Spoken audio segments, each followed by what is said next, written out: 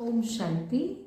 आज बाबा कहते मीठे बच्चे, कदम कदम श्रीमत पर चलना यही हाईएस्ट चार्ट है। जिन बच्चों को श्रीमत का रिगार्ड है वह मुरली जरूर पढ़ेंगे।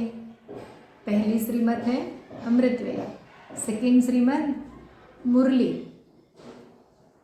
तो बाबा कहते जिनको बाबा के श्रीमत का जो मर्यादाओं का रिगार्ड है, रिस्पेक्ट करते हैं, तो मुरली जरूर पढ़ेंगे। प्रश्न है, तुम ईश्वर के बच्चों से कौन सा प्रश्न कोई भी पूछ नहीं सकता है। तुम बच्चों से ये कोई भी नहीं पूछ सकता कि तुम राजी खुशी हो, क्योंकि तुम कहते हो हम सदैव राजी हैं। परवाह थी पार ब्रह्म में रहने वाले परमात्मा बाप की, वह मिल गया।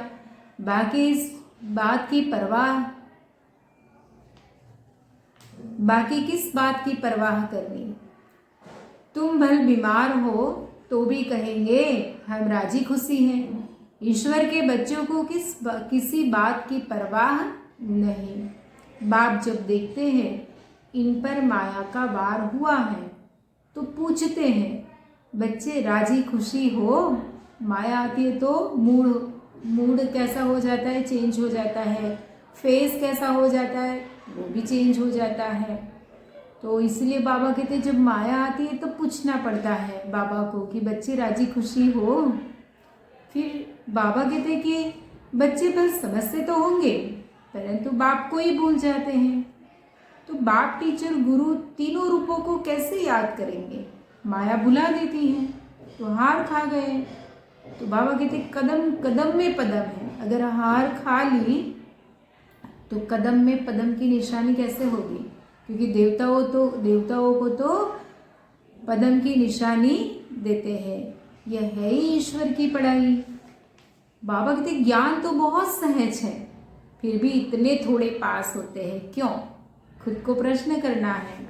बाप कहते अपना चार्ट रखो परंतु लिख नहीं पाते हैं, क्योंकि बाबा ने एक मुरली में कहा है कि चार्ट लिखने वालों की भी माला बनेगी, क्योंकि माया घड़ी घड़ी भुला देती है। लिखते भी हैं लेकिन कभी अप कभी डाउन। हाईएस्ट चार्ट उन्हों का होता है जो कदम कदम श्रीमत पर चलते हैं।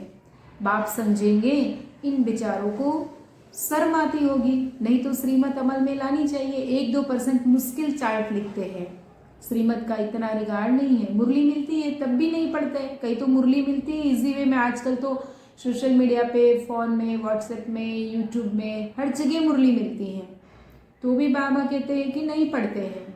भगवान को तो पता है, उन्हों को दिल में लगता तो जरूर होगा। बाबा कहते तो सच है, हम मुरली नहीं पढ़ते हैं तो औरों को क्या सिखलाएंगे। आज पूरी मुरली का सार हम सुनेंगे। बाप तो सबको एक ही महामंत्र देते हैं, कौन सा? मन मना भव।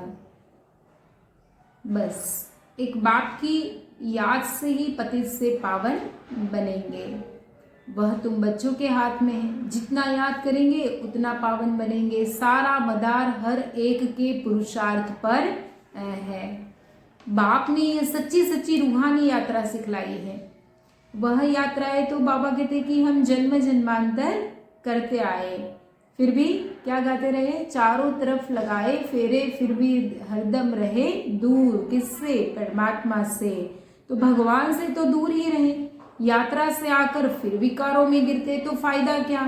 बाबा कहते कि जब हम तीर्थ यात्रा पर जाते हैं तो वहां पर तो हम पवित्र रहते हैं, लेकिन घर आने के बाद भी बाबा क्या कहते हैं कि विकार में नहीं जाना है। तुम बच्चे जानते हो यह संगम युग है, जबकि बाबा आया हुआ है। भगवान आखिरी मिलेगा कैसे? एक दिन सभी जान जाएंगे कि बाप माना परमात्मा पिता भगवान आया हुआ है। तो आज बाबा ने दूसरा कहा, हम सो माना मैं आत्मा। हम आत्मा ऐसे ऐसे चक्र लगाते हैं। कैसे?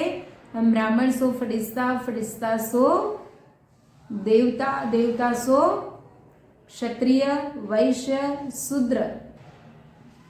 भारत का ही उत्थान और पतन गाया हुआ है, इसलिए 84 जन्मों की सीढ़ी दिखाई हुई है। सतयुग, त्रेता, द्वापर, कलयुग, कैसे हम सीढ़ी नीचे उतरते हैं।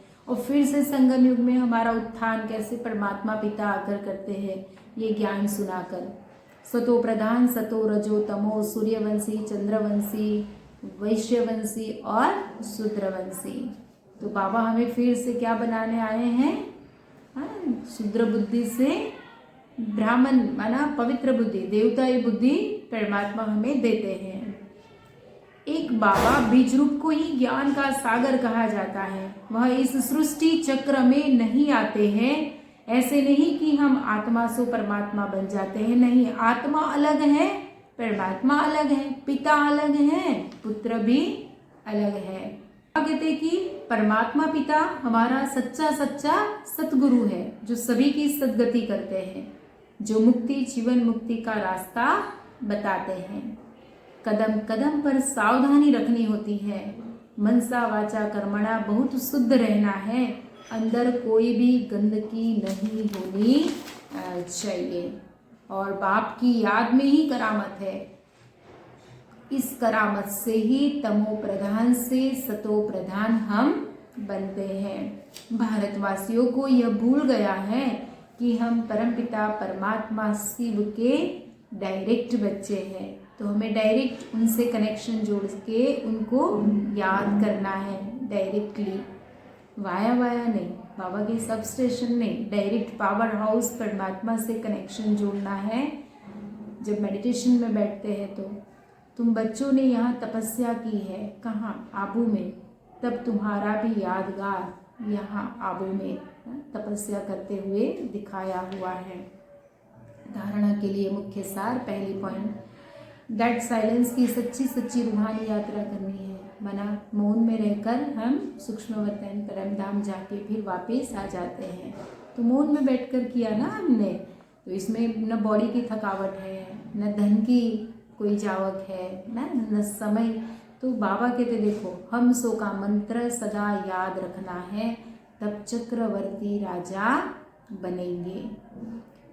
मनसा वाचा कर्मणा, बहुत शुद्ध रहना है, अंदर कोई भी गंदगी न हो, कदम कदम पर सावधानी रखनी है माया से, और बाबा की श्रीमत का रिकॉर्ड रखना है। वरदान, निर्माणता के गुण को धारण कर, सबको सुख देने वाले सुख देवा सुख स्वरूप भव। आप महान आत्माओं की निशानी है निर्माणता। जितना निर्माण बनेंगे उतना सर्व द्वारा मान प्राप्त होगा। जो निर्माण है वह सबको सुख देंगे, जहाँ भी जाएंगे जो भी करेंगे वह सुखदायी होगा। तो जो भी संबंध संपर्क में आए वह सुख की अनुभूति करे। इसलिए आप ब्राह्मण आत्माओं का गायन है, सुख सागर, सुख के सागर के बच्चे, सुख स्वरूप सुख देवा। तो सबको सुख देते और सुख लेते चलो, कोई आपको दुख दे तो लेना नहीं। बाबा का मंत्र है कौन सा? सुख दो सुख लो, न दुख दो न दुख लो।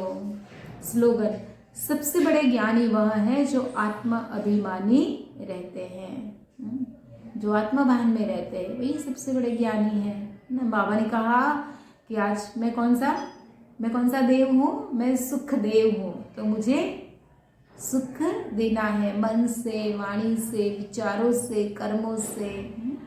ओम शांति।